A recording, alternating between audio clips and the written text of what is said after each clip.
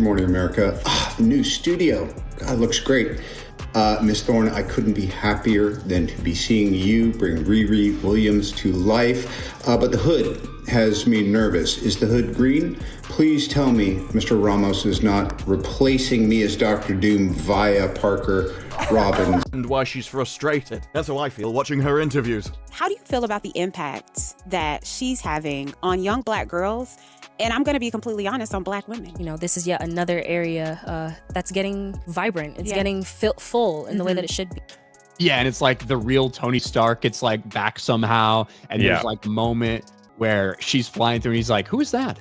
And she's like, I'm Ironheart, Mr. Stark. I'm gonna kind of say something. I can't do this. Well, I mean, the real truth is those people are... We know that they want to bring the character of Ironheart to life, that they want to introduce her in Wakanda forever, with that being the lead up to this television series, and asked if I would play her. Dominique Thorne, I have seen all of the first 3 episodes of Ironheart. How did this even come about? What happens when Hollywood crowns a new superstar before the story has even begun? That was the gamble with Dominique Thorne, a young actress who seemed destined to carry the Marvel Cinematic Universe into its next era. Studios and fans alike thought they were watching history in the making. The official successor to Iron Man himself, a character designed to lead Marvel into its post-Endgame future. But behind the carefully polished headlines, the story took a turn no one expected. What should have been a dream role turned into one of the most brutal public takedowns in recent memory, sparking memes, satire, and endless online debates about whether Dominique was unfairly sabotaged or simply unprepared for the spotlight. Her rise and fall is more than just the story of one actress. What did the writers mean by this? Smoke detector beeps.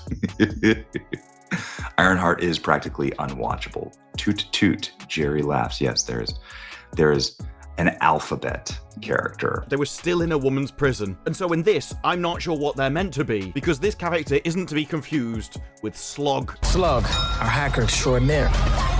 Who is also the exact opposite in the same show. I'm really confused. I just think it's weird to have a series. It's a warning sign of what happens when a billion-dollar studio puts too much faith in hype and too little in substance. And once the internet smelled blood, the fairy tale that began as a coronation spiraled into humiliation when Marvel announced Dominique Thorne as the face of their new series Ironheart. The rollout felt less like a casting update and more like a royal coronation.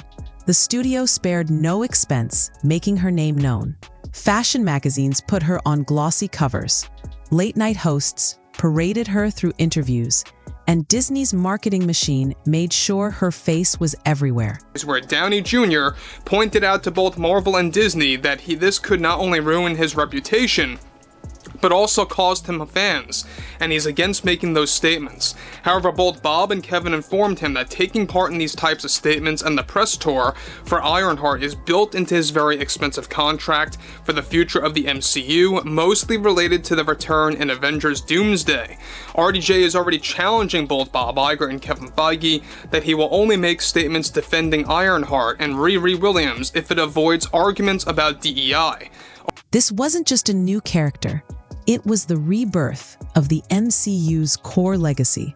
In a move dripping with symbolism, Robert Downey Jr. himself appeared to metaphorically pass the torch, declaring her the rightful heir to Iron Man's throne. The message was crystal clear. Dominique wasn't just another actress in another Marvel project. She was the chosen one, the anchor of the franchise's future. Fans were told to expect brilliance. The stakes were massive. The future of Marvel's next phase resting not on a blockbuster film, but on the shoulders of a single star in a single Disney Plus series. With that level of pressure, success wasn't optional, it was mandatory. But when Ironheart finally premiered, the dream began to crumble. Instead of the thunderous applause Marvel had scripted, the series arrived with a quiet thud. Viewership numbers were startlingly low. even compared to lesser promoted Marvel shows. Conversations that I have seen surrounding Riri Williams and Tony Stark are actually kind of frustrating. How you react to not the storytelling, not the writing, but the characterization of Riri Williams is really a litmus test, because the parallels that she has with Tony Stark is borderline identical. You always have suits and pieces of practical suits around you. Yes. Did you ever have like a little spot welding lesson, or the person Yes, absolutely. right? Critics who had once praised Dominique's potential now turned on the project with sharp teeth.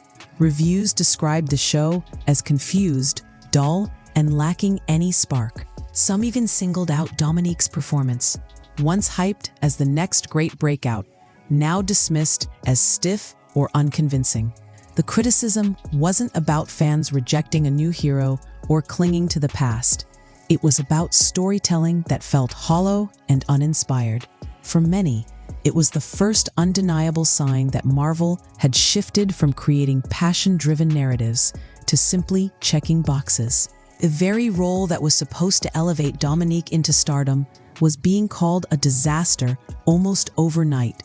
And worse, it was only the beginning of the backlash. Some 9-picture contract, and when you have a giant contract, if all of a sudden you're not responding well, too bad. You got to suit up again. That was scary. This is a Franken show right here. You see that with the young Han Solo? Young Han Solo in episode 2 says, I carry all these weapons because I want to get closer to my father. Then in episode 3, he goes, actually, my father was Jeff Bridges from the first Iron Man, and I've always been running away from him. If the critics dealt the first blow, the fans delivered the knockout punch. On platforms like Reddit, Twitter, and YouTube, Ironheart was dissected with ruthless precision. Memes spread like wildfire, mocking the character as Discount Iron Man and ridiculing clunky lines of dialogue. Popular YouTube creators released lengthy breakdowns on why the series never stood a chance, framing it as the ultimate example of Marvel's creative decline. For many viewers, Dominique's show became more than just a misfire. It was a symbol of everything wrong with the post-Endgame MCU. The name because of how she lost her best friend and her father, like a gunshot wound to the heart.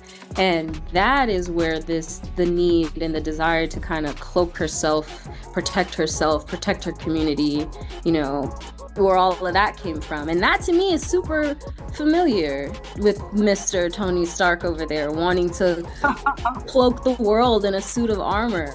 Bloated budgets, forced narratives, and characters that felt engineered in a boardroom rather than born out of storytelling passion. Suddenly, Dominique wasn't just playing a character. She was at the center of an internet storm that turned her into a stand-in for Marvel's mistakes. The backlash wasn't just professional. It was deeply personal, and the internet was far from finished. Then came the strike that no Marvel PR team could have ever prepared for. South Park, known for decades as television's most savage satirist, the show has made a career out of turning cultural icons into punchlines. And this time, their target was Dominique Thorne's Ironheart. In an episode cheekily titled Ironed Out, the creators unleashed a parody character named Ricky Wires, an obvious mirror of Riri Williams. Ricky was portrayed as a self-proclaimed genius whose inventions constantly malfunctioned in ridiculous, over-the-top ways. What made it sting wasn't just the comedy, but how close it hit to the actual criticisms fans had been voicing for months. One scene featured Ricky proudly unveiling a new gadget, only for it to backfire in a spectacular explosion, leaving her humiliated.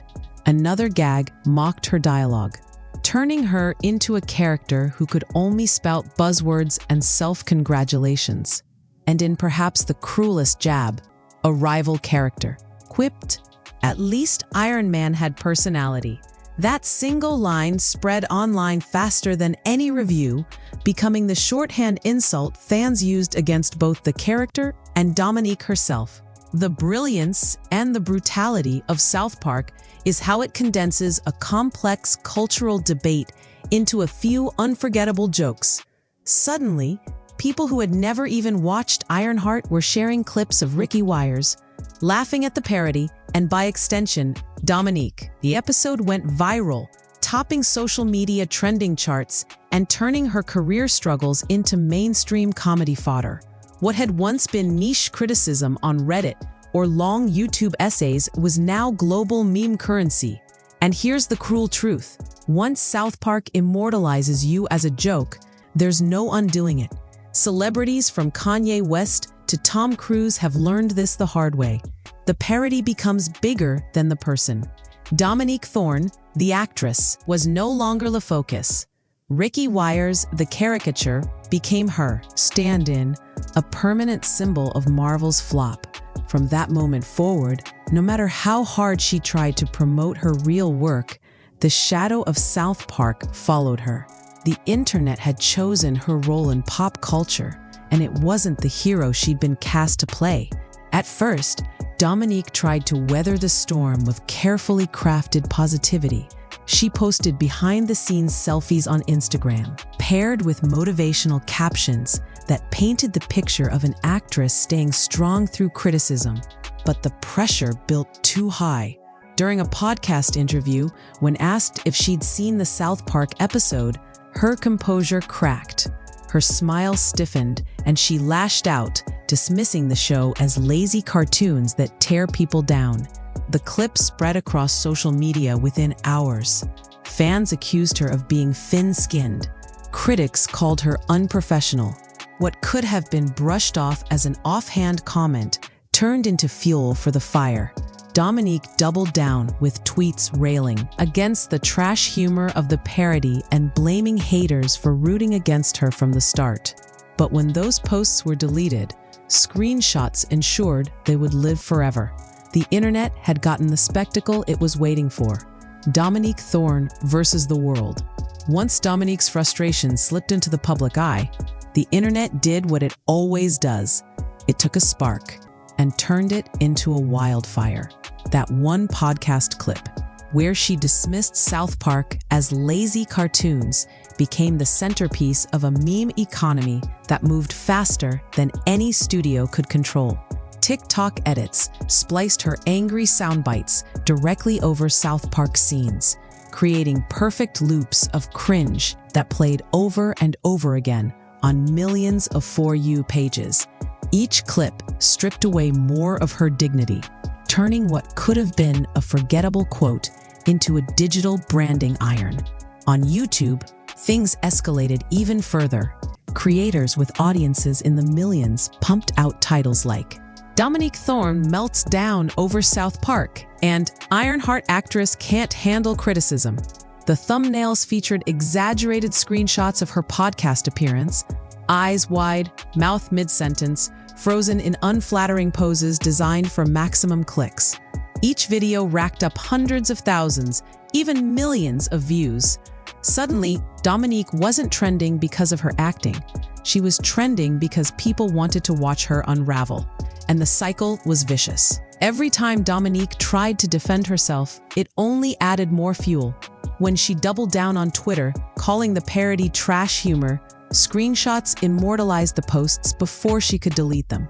When she tried to pivot with more polished Instagram updates, those too were mocked as inauthentic attempts to save face. Nothing landed the way she intended. Her frustration became a kind of entertainment in itself, like the internet had been waiting for her to slip. And now that she had, it wouldn't let go. The silence from Marvel made it even worse. No co-stars stepped in with support. No executives released a carefully worded statement to defend her. The message was clear. Disney's PR machine had cut her loose. For viewers, the absence of backup was damning. If Marvel wasn't standing by her, why should anyone else? And so the spectacle continued, amplified by late-night comedians who gleefully joined in, tossing Dominique's meltdown into their monologues for cheap laughs. By this point, Dominique wasn't just an actress in a struggling Marvel show.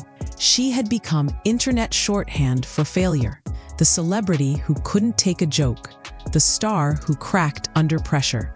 The spiral was complete. Every attempt to claw back her reputation only dragged her further down.